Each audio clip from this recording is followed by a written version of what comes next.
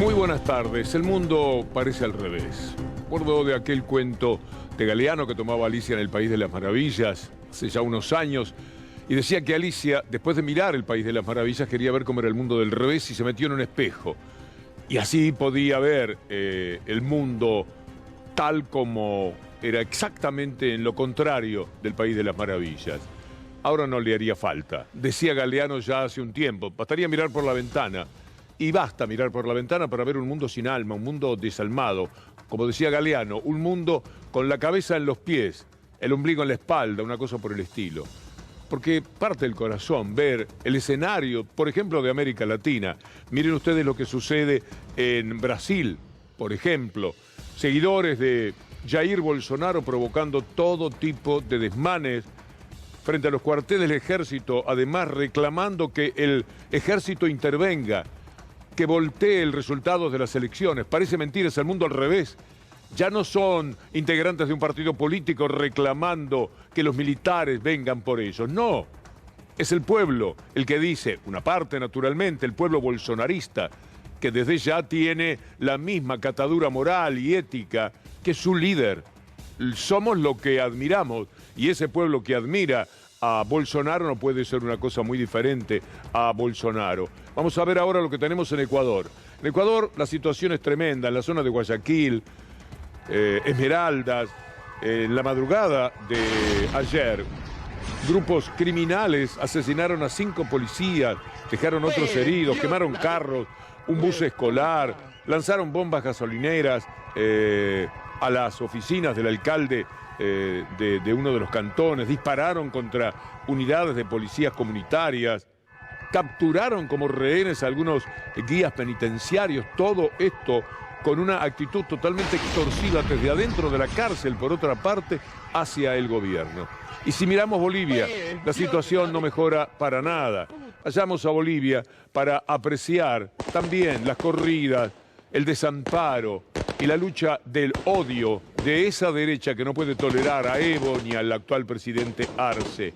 Y en consecuencias, saquémoslo de transición en Brasil, porque él está motivando que crea la gente que son imágenes del Brasil. Tienen que ver con la provincia de Santa Cruz, ahí donde gobierna la derecha, donde gobierna el tal Camacho, aquel Fernando Camacho, el que dio el golpe, el que empezó el golpe contra Evo Morales, nada menos, ese criminal del Estado. Bueno, tiene los accesos, los mercados, todo bloqueado desde hace 12 días, ya va para 2 semanas, en protesta por la decisión del gobierno de postergar la realización de un censo que tenía que ser en 2023, dejarlo para el 2024. El mundo al revés. Y vamos a hacer un recorrido, a establecer un análisis. Vamos a empezar justamente por Bolivia, donde nos quedamos con las últimas imágenes. Y ahí vamos a escuchar a este personaje incalificable, Luis Fernando Camacho, aquel que fue el primero en llegar para el golpe de Estado contra Evo Morales. Escuchémoslo en la actualidad.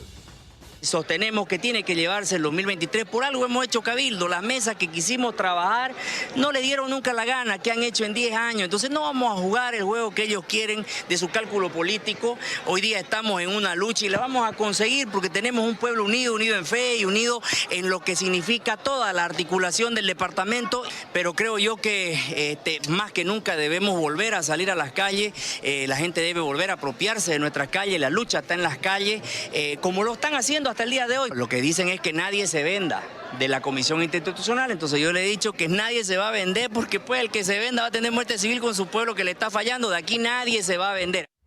La derecha que domina Santa Cruz contra el resto de Bolivia y contra el Estado, contra la democracia, llevándosela una vez más por delante. Bueno, Bolivia fue víctima de la OEA, de los Estados Unidos, de la Argentina y por supuesto de ese sector de derecha vastísimo, naturalmente, porque son millones sus seguidores.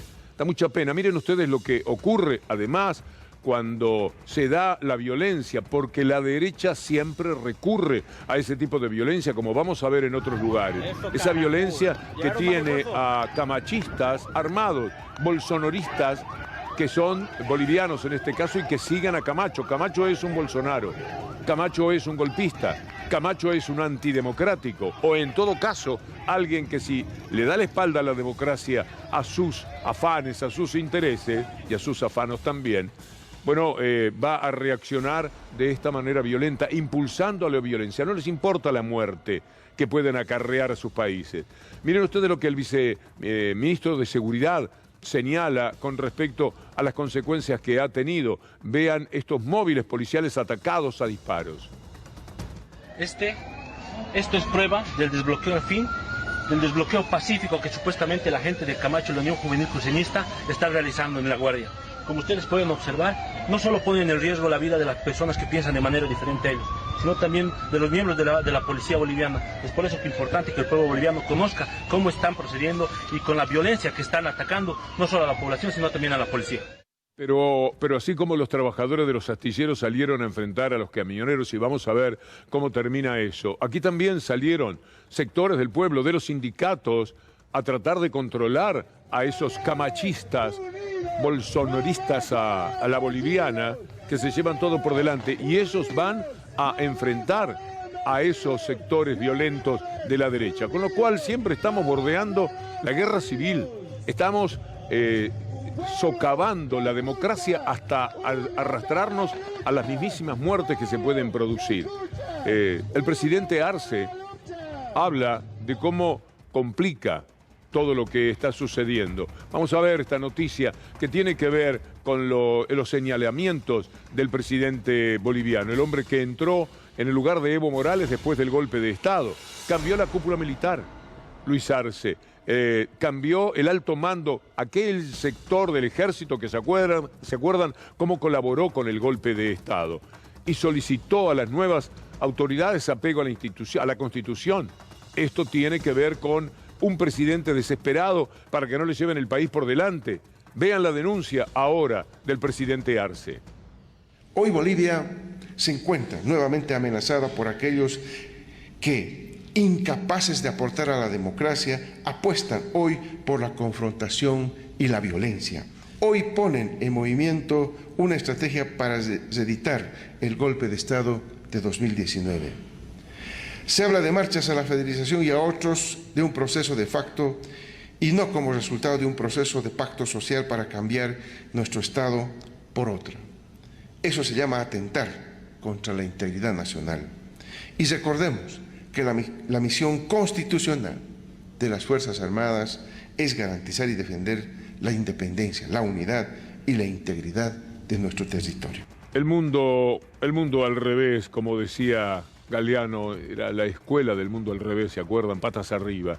Bueno, es que parece que todo se pone patas arriba. Vamos a ir ahora a Brasil, que parece más el tema del momento. Queríamos arrancar por Bolivia porque ha trascendido menos en función de lo que pasa en Brasil, los tremendos inconvenientes que desde hace muchos días tienen en aquel país. Pero en Brasil, ahí tenemos la protesta de los bolsonaristas. En San Pablo vamos a recorrer varias ciudades, pero no son solamente protestas. Van a los cuarteles a pedir que den el golpe de Estado. Van a pedirle a los militares que se lleven por delante la democracia. No quieren aceptar el gobierno de Lula. Y esto es lo que consigue la derecha mediática y la derecha económica. Crear un aura de delincuencia en torno a Lula y de esa manera ir por todo. Ahí están pidiendo, miren cuántos son, que el ejército se haga cargo. Ciudad por ciudad, esto es Florianópolis, ¿dónde más podemos ir en Brasilia? Vayamos a Brasilia, en todos lados, las principales ciudades, en los pequeños pueblos donde ven un cuartel, van a reclamar, a pedir que den el golpe de Estado. Después de la maravilla que significó resolver el pleito entre izquierda y derecha en democracia. ¿Esto es Río de Janeiro? ¿Ya? ¿Esto es Río? Sí. Bueno, le hemos mostrado a ustedes San Pablo, Florianópolis, Brasilia, Río de Janeiro. Miren a los bolsonaristas ahora con las señas fascistas. ¿Se acuerdan cuánto hemos hablado de que se cumplen 100 años de la llegada de Mussolini a Roma con las camisas negras? Bueno, ahí están. Este es el saludo, este es el tipo de gente que está pidiendo el golpe de Estado. Esta es la creación de la derecha la mediática, la de los diarios, la de los canales de televisión y la económica de los grandes empresarios que hicieron cualquier cosa en los días previos para que Lula no pudiera ganar las elecciones. Por ahí aparece alguien que tiene un poco más de criterio. No tanto. El vicepresidente de Bolsonaro sale y le dice a su gente, basta de llorar, ya está, ya perdimos. No tendríamos que haber permitido, miren ustedes, que Lula haya sido candidato, pero ahora ya está. Salgamos de esto. Nosotros estuvimos de acuerdo en participar en un juego con otro jugador que no debería haber jugado, dice. Si estuvimos de acuerdo, no hay nada que reclamar. A partir de ahí, no tiene sentido llorar más. Perdimos el juego, dice ese vicepresidente. A todo esto, vale la pena reflexionar con alguien que puede mirarlo un poco más de afuera, todo este drama que estamos viviendo en nuestra América Latina y particularmente en Bolivia, en Brasil y en Ecuador. Pablo Iglesias. Primero es llamar la atención sobre el hecho de que estemos normalizando que Bolsonaro pudiera querer dar un golpe de Estado. O sea, cuando estamos diciendo que las llamadas de los presidentes de Estados Unidos, de la Unión Europea, a Lula son una suerte de cinturón de seguridad y un mensaje a Bolsonaro, como decía Saimar, estamos reconociendo que la ultraderecha da golpes de Estado y que, por lo tanto, después de que haya un resultado electoral, es muy importante que países importantes se lancen a reconocer ese resultado como vacuna frente al golpismo. Pero eso es normalizar que la derecha se está haciendo golpista, normalizar que la derecha se está haciendo golpista en muchos sitios. Eso es un elemento preocupante. Lo es básicamente, además podríamos decirle a Pablo Iglesias dándole continuidad a su discurso. Pero queremos ir país por país para que vean ustedes ese mundo al revés del que queremos hablar hoy en nuestro programa. Nos instalamos en Ecuador ahora, para que vean con las imágenes iniciales que le mostramos cómo está la situación en los motines que se dan en las cárceles. Vean este intento de extorsión. Este es el último llamado que se les hace. Si en una hora no regresan a nuestra gente al pabellón 2, empezaremos a poner bombas en terminales, tías, tutis, moles, en los puentes, donde haya bastante tráfico de personas inocentes. Así que se les hace un llamado a que el señor del SNAI y los señores policías y el señor presidente tome conciencia de esto y regrese a nuestros hermanitos al pabellón 2, los Chone Killer. Si no, empezaremos con las muertes violentas, gasolineras, todo lugar que sea concurrido con bastante gente inocente será exterminado por culpa de ustedes. ¿Qué es esta imagen? Y después en las calles, los revoltosos, palabra que ya es amable para definir todo esto. Vamos a ir en distintas ciudades, se produjeron todo tipo de episodios siempre vinculados con la violencia. Miren esta explosión que se produjo en una de las ciudades, Esmeralda, creo, de las que están más afectadas. Miren ahora, después de esa explosión, miren este coche bomba.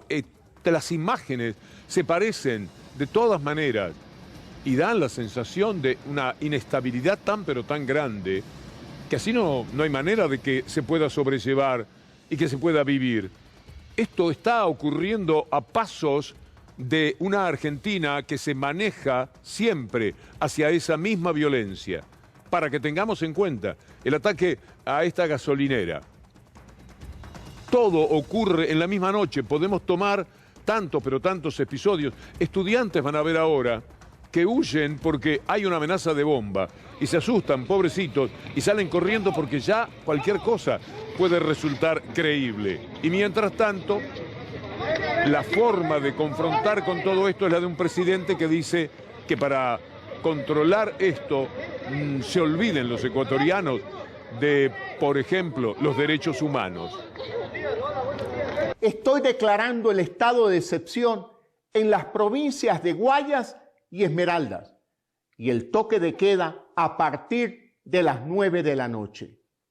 Las fuerzas del orden van a intensificar sus operativos para garantizar la seguridad de los ciudadanos de Guayas y Esmeraldas.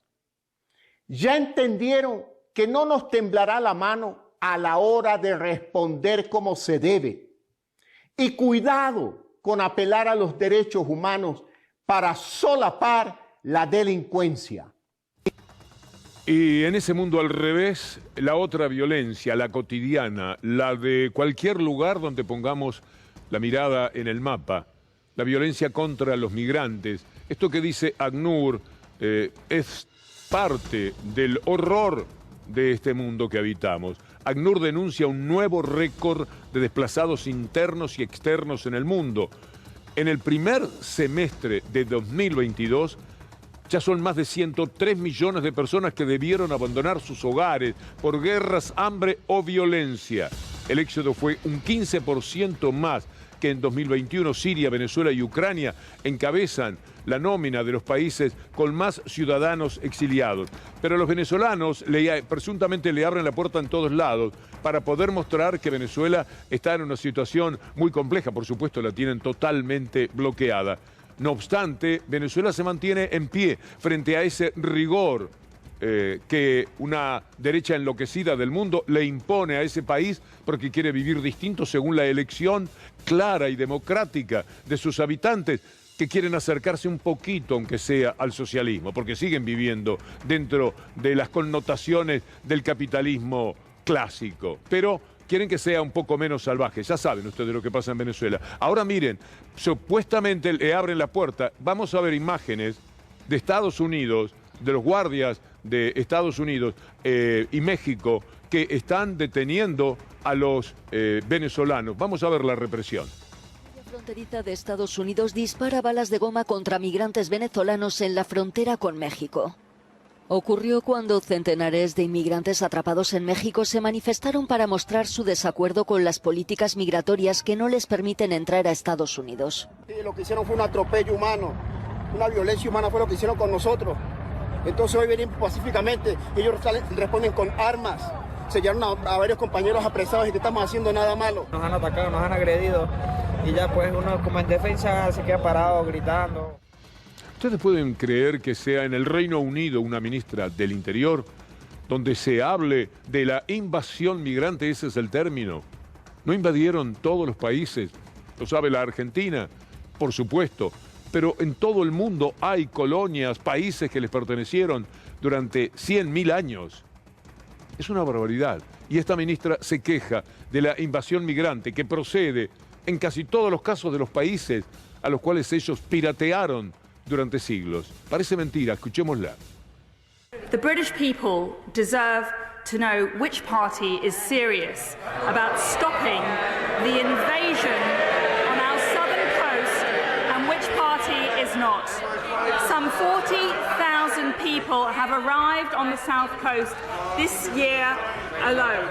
Todo es una locura. Mire lo que pasa con las mujeres en Irán, que lo venimos registrando lo posible día por día, porque todo no tiene cabida en un programa de una hora naturalmente, pero lo consideramos uno de los temas más importantes del mundo, porque ahí hay un grito de libertad tremendo. Vea a estas jóvenes en Irán romper un muro que las separa de lo que es el lugar de los hombres, es decir, ¿por qué esta separación? ¿Por qué esta segregación? Ahí está la lucha que mucho emociona de las mujeres en Irán.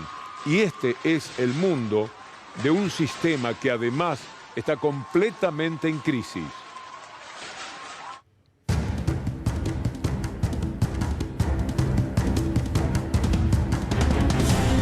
Un sistema en crisis que pelea entre el mercado y el Estado.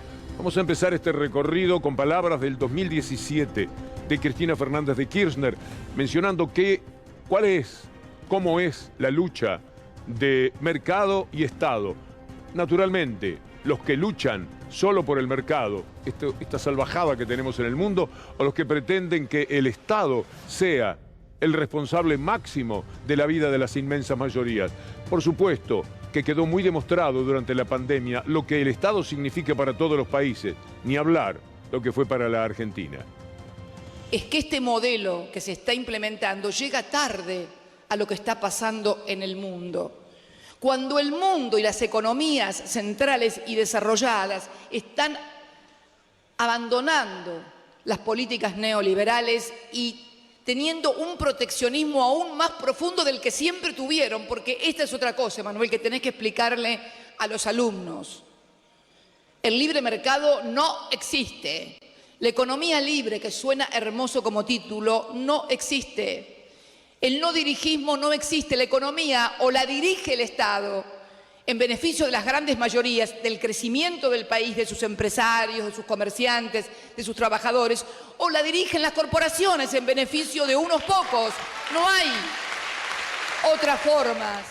Con una salvedad, tiene que manejarlo el Estado, el gobierno que está a cargo del Estado, pero de una manera independiente de cualquier otro poder. El Fondo Monetario Internacional insiste con respecto a la Argentina por más ajuste. Bueno, no tienen corazón, son bandas de delincuentes, de verdad. Delincuentes financieros, delincuentes que parecen más elegantes, que aparecen en televisión de otra manera, no perseguidos por un patrullero, pero sí lo merecerían. El FMI afirmó que el ajuste en Argentina es necesario. El FMI, maldita sea, la hora, el penoso minuto en el que Mauricio Macri anunció que otra vez venía el Fondo Monetario Internacional a la Argentina. Dice ahora para apuntalar la estabilidad y contener la inflación. Ese sería el camino a recorrer. Más ajuste. Esto es lo que pide el Fondo Monetario Internacional. ¿Y sabe por qué no tienen vergüenza? Por este cuadro, que mucho le agradecemos a la doctora Julia Estrada, y que marca a fuego qué va a suceder con la Argentina de los próximos años. 2022 es lo más bajito que tenemos a la izquierda. Pero mire cómo crece el pago de la deuda. El Fondo Monetario Internacional llega a ser dueño por año entre 20 y 25 mil millones. ¿Cómo no van a querer ajuste y que se mueran de hambre los argentinos y que no tengan educación y que no puedan curarse si hay que pagarles a ellos?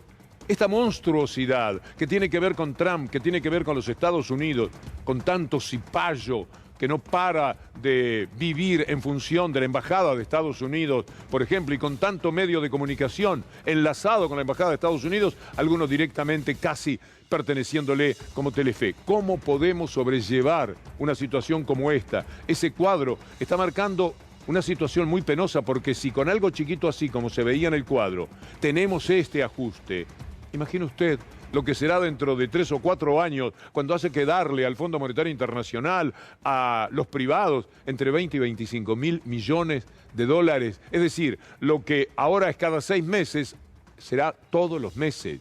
¿Se podrá vivir de esa manera? ¿Puede ser que Macri esté hablando todavía y que toda la derecha, y ni hablar la derecha mediática, esté sosteniendo que el libre mercado, que todo aquello que hundió desde el neoliberalismo al país y que determinó luego salir corriendo a pedir el dinero que se les daba además para que ganara las elecciones? Ni para eso sirvieron. Ni el dinero les sirvió frente al hambre que le ofrecieron a los argentinos, que le dieron a los argentinos. Mire usted lo que de todas maneras se puede hacer con el gasto público cuando hay voluntad del Estado de desobedecer. Nosotros estamos esperando todos los días de nuestra vida que el gobierno argentino renegocie y dé verdaderamente un portazo frente al Fondo Monetario Internacional, y no que vaya el ministro Massa cada 2 meses o cada semana a decirles amén a lo que ellos quieren. ¿Cuáles son las obras que contempla el presupuesto 2023 de Kicillof? Por más de 550 mil millones. El proyecto entró el lunes en la legislatura bonaerense y contempla una inversión 123% superior en términos reales, no valiéndose de la inflación, a lo que había sido el último año de Vidal. Del otro lado, cruzando el Riachuelo o la General Paz, nos vamos a encontrar con los residentes, haciendo una demostración ingeniosa y dolorosa. Aquí están tratando de darle respiración, podríamos decir, a la dignidad de los médicos residentes, que no son ni debidamente atendidos siquiera para sus reclamos. Es muy penoso. Esto es una demostración fehaciente, clarísima, contundente, que no admite discusión de a dónde nos lleva el neoliberalismo y a dónde puede ir un Estado como el de la provincia de Buenos Aires, que tenga plena conciencia de que no puede gobernar de acuerdo a lo que dice el Fondo Monetario Internacional o a los manuales siempre crueles del neoliberalismo, como sucede en la ciudad de Buenos Aires. Esta es una reacción de los médicos residentes que llevan ¿cuántos días? ¿Cuánto tiempo reclamando? No los escuchan y recurren a este ingenio. Pero duele, porque el ingenio, cuando es para mostrar el dolor y la humillación que se siente, deja de provocar risa. Por supuesto, todo es jugar a favor de las empresas. Uno está mirando la tapa de La Nación de hoy. Acá está. Y por supuesto juega a favor de las empresas, que lo que quieren es poner el precio de los alimentos a lo que dé lugar. El gobierno revisará las ganancias de empresas que hayan subido los precios. Caramba, qué barbaridad, ¿no? Le decimos al diario La Nación. Quiero compartir con ustedes por qué siempre están a favor de las empresas y a favor de la derecha. Hoy se cumplen 46 años. Hoy es 2 de noviembre. A esta misma hora, a las 8 más o menos, estaban ubicándose los cómplices de la dictadura para quedarse con papel prensa. Aquí teníamos a Mañeto con Lidia Papaleo, en un rincón, bien lejos de los otros. Era increíble el operativo que llevaron a cabo. Mañeto diciéndole, piensa en su hija, señora. Y allá teníamos a Rafael Llanover con Mitre. Y más allá, el resto de la familia con Peralta Ramos. Así les hicieron firmar lo que luego se coronaría en el mes de marzo aproximadamente, cuando solucionaron el problema de esa menor, que le recordaba muy bien Mañeto a Lidia Papaleo, tuviera mucho cuidado y pensara en ella. Y cuando estaba todo firmado, ya pocos meses después, pues vino el camastro de la tortura para Lidia Papaleo, porque necesitaban saber dónde estaban las acciones, dónde había más plata. Es decir, necesitaban datos, y eran estos, los compradores mafiosos, los que le daban, le suministraban las preguntas a los torturadores. 5 años estuvo siendo torturada Lidia Papaleo como consecuencia del robo de la empresa que le pertenecía junto con su marido. 5 años, una decisión de la que lamentablemente, contra lo que deja la película 1985, muchísimo tuvo que ver el fiscal Estracera para que Lidia Papaleo padeciera tanto. Mire, hay un libro, San Pedro en el Tiempo, de Hugo Vanegas. Hugo Vanegas es un fotógrafo de pueblo, podríamos decir. Y acá tiene la única fotografía, las dos únicas, que se conocen de aquel episodio. ¿Podemos ampliarlas? Estas fotografías. Se tomó por casualidad porque el fotógrafo de pueblo, en este caso Hugo Vanegas, al que le mandamos nuestro saludo y nuestro respeto, graficaba todo lo que sucedía en su pueblo. Y entonces tomó esta foto, la más conocida, y la otra cuando venían caminando. Ahí están.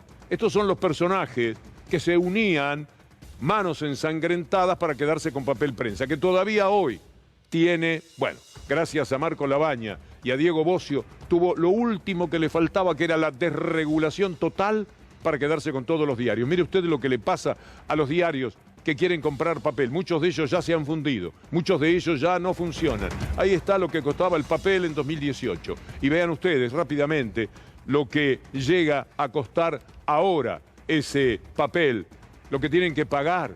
Ya estamos hablando de millones. Cuando hablábamos de esto es a diciembre del 2018. Y empezaron a pedir el pago por adelantado, además. Ahora aflojaron un poco la cincha, porque efectivamente, con tanto diario fundido, 5.200.000. ¿Se acuerda cuál era el precio inicial? Esto es lo que consiguieron Marco Labaña y Diego Bocio, serviles absolutos del demencial poder de Clarín, para quedarse con todo, para que la democracia esté solamente en manos de ellos, con lo cual no la hay. Es increíble lo que nos hacen cotidianamente esos poderes de la Argentina, los que remarcan los precios de los alimentos y no quieren saber nada, y tienen a estos diarios para defenderlos. Van contra las empresas, embisten contra las empresas. El gobierno no les da tregua. Pobre gobierno, que tendría que hacer muchísimo más, pero más directamente, con otro tipo de fortaleza, no solamente pidiéndoles por favor, basta ya de esta avaricia que está determinando el hambre de millones de argentinos. Miren ustedes lo que hacen en Grecia, por ejemplo. Es interesante. En Grecia hay un gobierno de derecha, y ese gobierno de derecha no puede más, porque también se lo hacen, como a Macri. También en la apetencia van por todo. Grecia le pone techo flexible a precios de 51 productos básicos en supermercados. Le tiene que poner el precio en el producto, no un papelito arriba del producto, que lo pueden cambiar, sacar, no. Lo tienen que poner directamente sobre el producto. Y para que usted entienda hasta dónde está llegando la locura del mundo y dónde la locura de estas tapas de los diarios que infernalmente nos están hablando todo el tiempo, no molesten al libre mercado, no vayan contra las empresas. Si la gente se hambrea será por otra razón, no será por culpa nuestra. Sí, es por culpa de ustedes, por el precio del azúcar, de la carne, de la yerba, de cualquier cosa en la que podamos pensar. Pero en Estados Unidos, allí también hay que ver la pelea que se da con las corporaciones. Mírelo a Biden. Dirían, acá está amenazando a las petroleras, pobres petroleras. In the last 6 months, 6 of the largest oil companies have made more than $100 billion.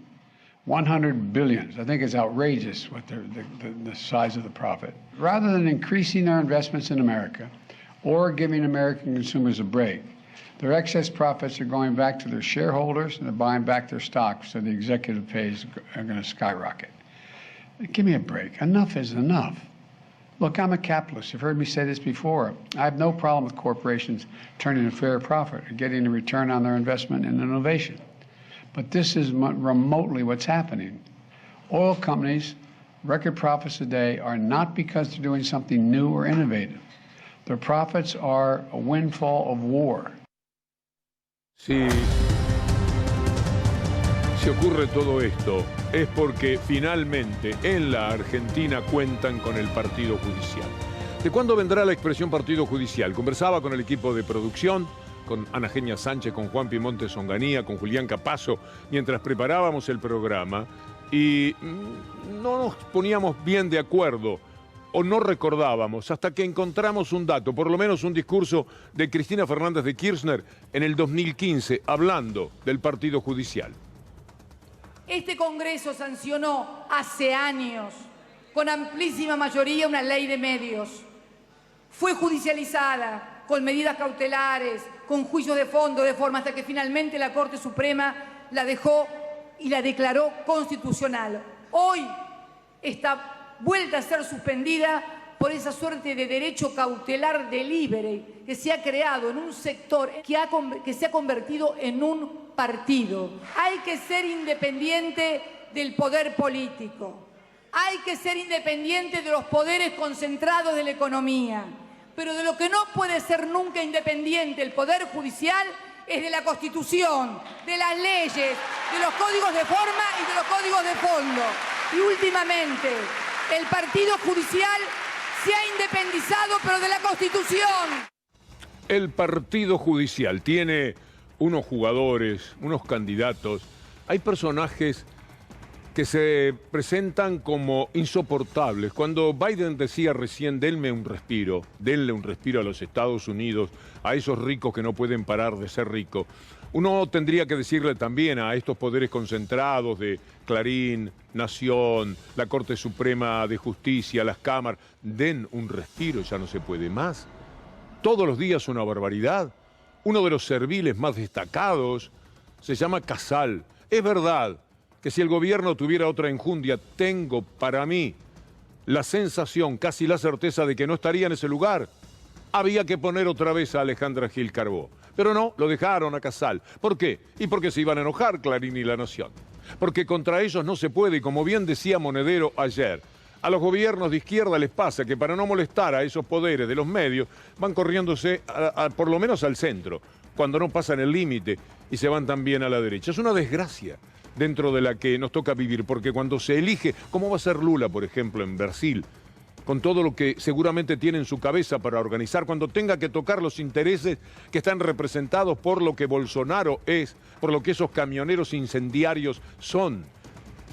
Es desesperante. Miren lo que hizo hoy Eduardo Casal, el procurador general interino de por vida del Estado. Causa dólar futuro. ¿A usted le parece? Bueno, porque hay que hacer algo, hay que mover el espinel. Piden seguir investigando a Cristina Kirchner. Casal dispuso que la justicia tiene que volver a investigar a la presidenta de la República. Dólar futuro.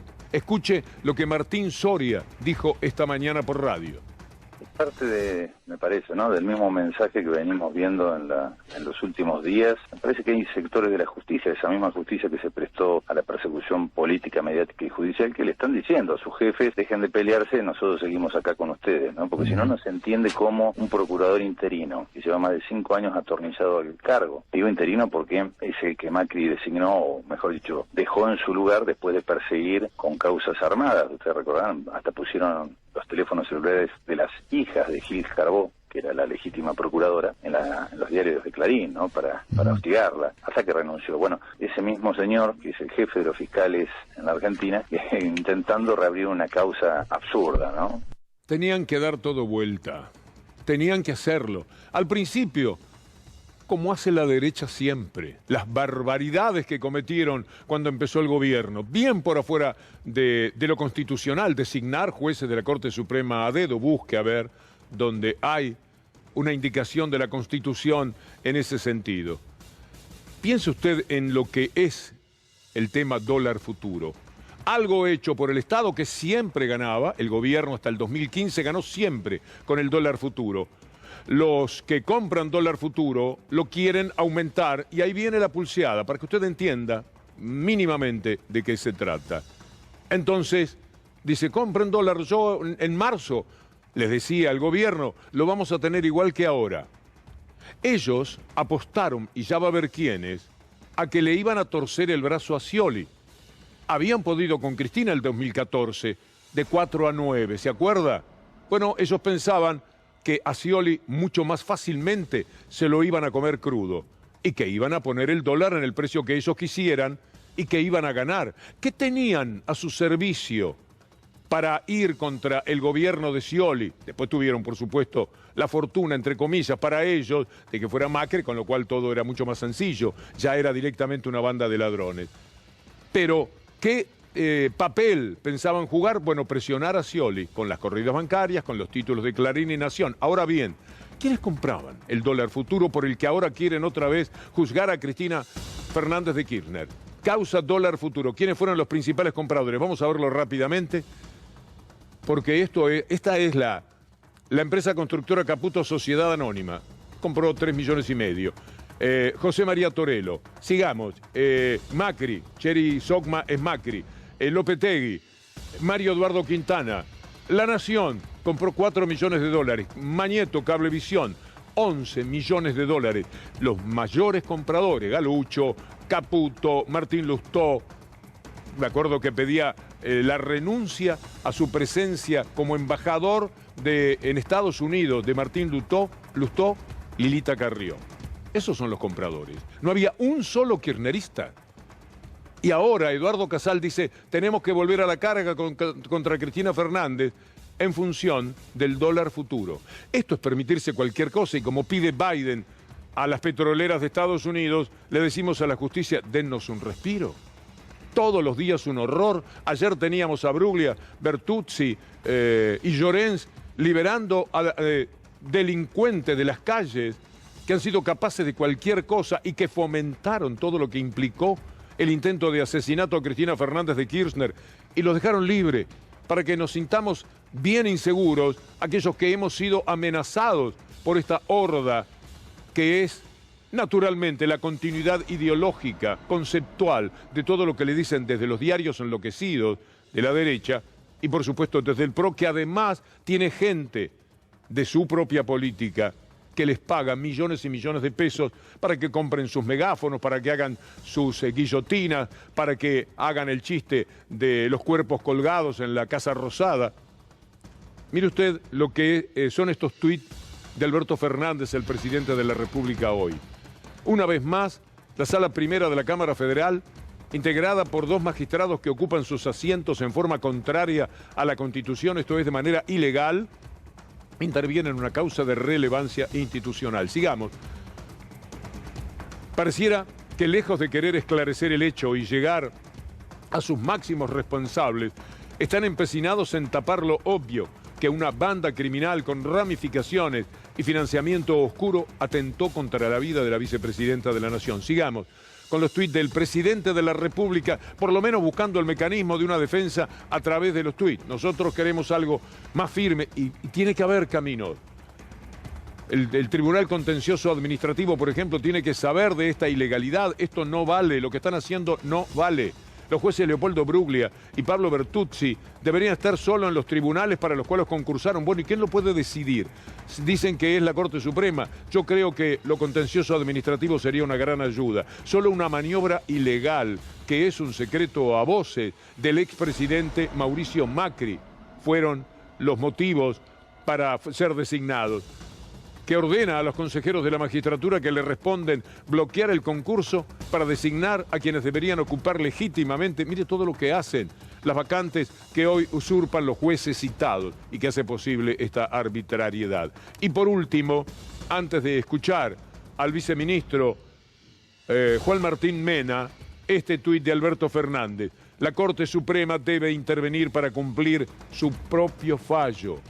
Ojalá tenga la misma celeridad que tuvo para imponer a su presidente al frente del Consejo de la Magistratura. Dispuestos a correr todo límite, violaron todo tipo de derecho y garantía con el fin de cumplir con esa persecución judicial. Y ahora asistimos repentinamente a que en su rol de víctima también van a hacer lo mismo. Para Cristina Kirchner no hay justicia directamente, no hay derecho, no hay constitución nacional que la proteja, ni cuando la investigan, ni cuando ella sufre uno de los delitos más graves que tiene el Código Penal argentino, que es ni más ni menos que una tentativa de homicidio. Es verdaderamente preocupante cómo están dispuestos a correr el límite para cumplir con los deseos de sus mandantes. Tenemos una tanda publicitaria 2 veces breve, porque es buena. Y enseguida estamos con un tramo del programa que creo será de su interés. Ojalá acertemos. Enseguida venimos.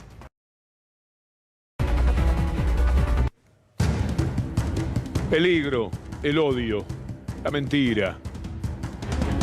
Anoche fui a ver una película en Belgrano, en el cine. Parte el alma ver los cines. Éramos mi esposa y yo, en una inmensa y preciosa sala. 2 personas para ver una película buena, interesante. Se llama No odiarás. Es con Alessandro Gassman, hijo de Vittorio Gassman.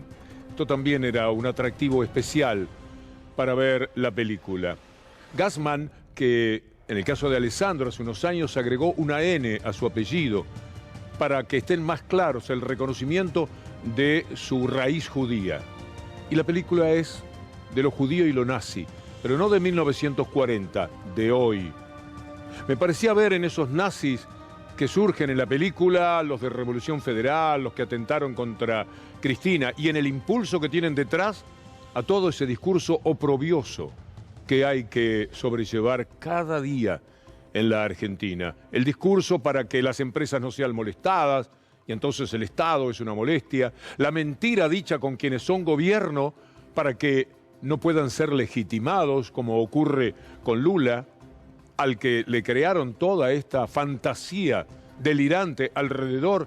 Y ahora hay millones de personas que el nombre de lo que dijeron en su momento los diarios y lo que dijo un fiscal Moro, que podría ser perfectamente un Bruglia, un Bertuzzi, cualesquiera de esos serviles, hizo para que estuviera preso en vez de ser el presidente del país. Discursos del odio. De esto habló muy bien Gustavo López, el vicepresidente de ENACOM.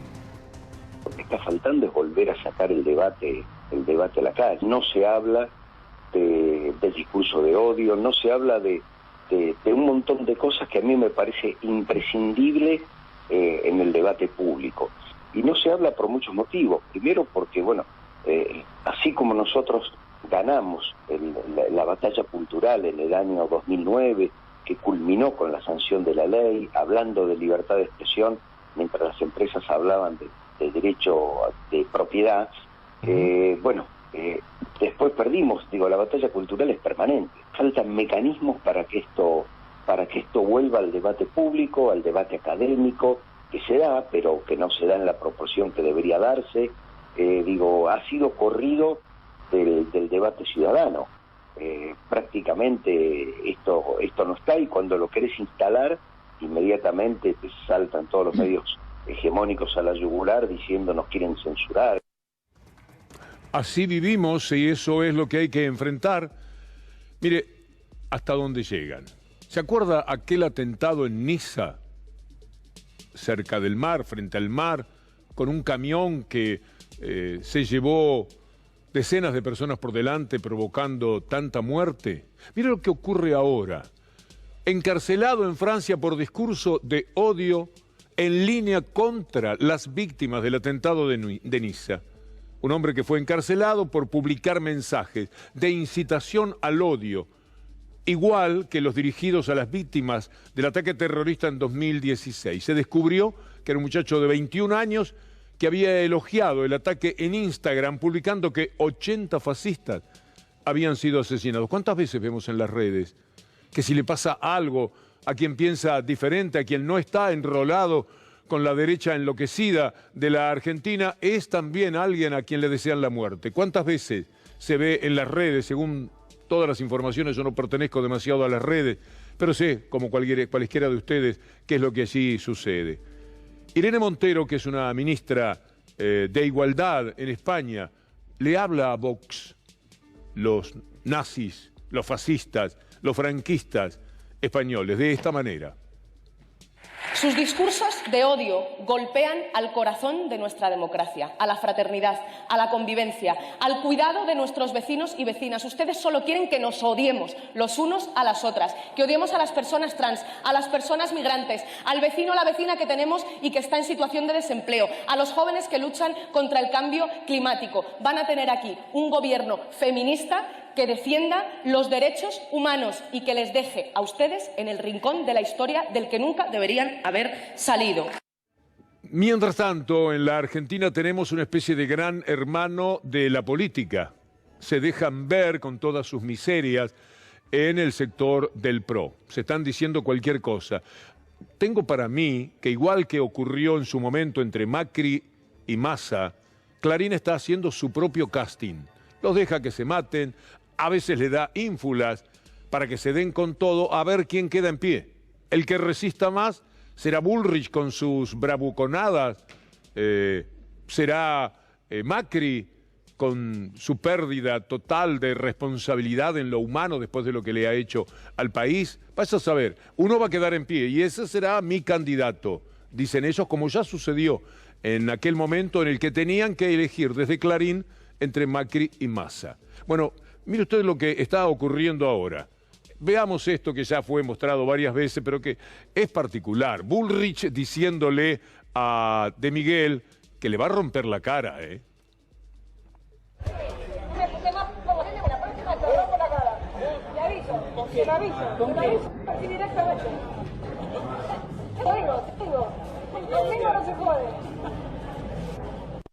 Son hipócritas, porque De Miguel inmediatamente, en el caso de Miguel, disimula, la abraza como para que no parezca, quienes están alrededor, que le están diciendo lo que le están diciendo en su propia cara, esa que le va a romper Bullrich, porque insistió con el término, ¿eh? Ella piensa que efectivamente si lo boxea a De Miguel, lo ve como un candidato al que le puede dar duro. Es una vergüenza todo, no se los puede tomar en serio ni un instante. No obstante, en algún canal celebraban la ocurrencia de Bullrich. Si sos políticamente correcto, es decir, bueno, como yo dije antes, no se peleen, chicos, qué sé yo. Ahora estoy escuchando un montón de, bien, Patricia, que basta con los tibios, con los moderados, o no, o miento. Creo que la dirigencia va a criticar a Patricia Bullrich en general porque, bueno, no se puede apelar a la violencia, es muy agresivo lo que dijo. En el ciudadano común me parece que la beneficia a Patricia Bullrich, por eso nosotros especulamos ya en el colmo de la especulación. Sí. Para el ciudadano común. Bullrich, naturalmente, es Macri por ahora, hasta que Macri quiera poner las cosas en su lugar. De todas formas, prefiere a Bullrich haciendo cualquier desastre y no a Rodríguez Larreta, al que él lo siente como un traidor. El que me servía café, el que me hacía los mandados, ahora de repente me pasa por arriba y quiere ser él el presidente. Pero están jugando tan duro en el casting que se lleva a cabo que Bullrich hoy siguió en la pelea. Vamos a ver qué es lo que dijo. Si yo debato con Horacio Rodríguez Larreta, no es lógico que luego aparezcan segundas o terceras líneas, como el chico este, que ya no me acuerdo del nombre, a a salir a decir cualquier cosa. Si hay un debate, que Larreta discuta conmigo, no que me mande soldaditos a hablar. Que Larreta discuta conmigo, no que me mande soldaditos a hablar. Divino que la que aparece para atemperar es la que más le ha dicho disparates a todos, a Bullrich, a Macri, estúpido le decía, a Rodríguez Larreta, a todos, los ha puesto en fila y les ha dicho cualquier disparate siempre.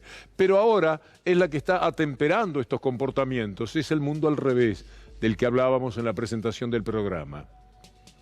Nosotros no nos van a sacar de Olivos los que nos quieren mover, nos van a sacar muertos, pero no nos van a sacar sino de pie. La gente en la calle dice que se vayan. La gente en la calle dice los quiero matar. Que hay que tener cuidado el que no tiene miedo a morir porque es invencible. Además un catch es muy divertido, matar muerta por Delía, por ejemplo. Es divino. Es bien conocido y miro el reloj y allí, a algunos metros, en un lugar preferencial del estudio, está Gustavo Silvestre, nuestro buque insignia, minuto 1, como decimos todos los días, para empezar su programa. Volveremos después de Daniela Ballester. Nos va a dar muchísimo gusto estar nuevamente con ustedes mañana, si Dios quiere. Hasta entonces.